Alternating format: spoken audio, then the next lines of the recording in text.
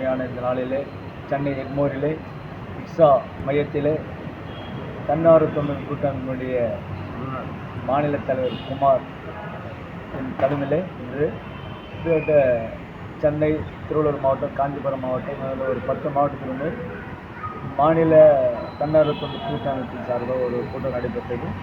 இந்த கூட்டத்தில் கனரா வங்கியுடைய இயக்குனர் நளினி பத்மநாபன் அவர்கள் சிறப்பு அழைப்பாளர் கலந்து கொண்டார்.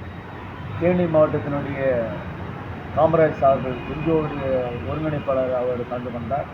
மதுரையிலே மனோகரன் வழக்கறிஞர் MVC தொண்டர் சார்பாக அவர் கலந்து கொண்டு எதிர்கால செயல்பாடுகள் குறித்தும் நிதி பெறுவது குறித்தும் சென்னை மாவட்டத்திற்கு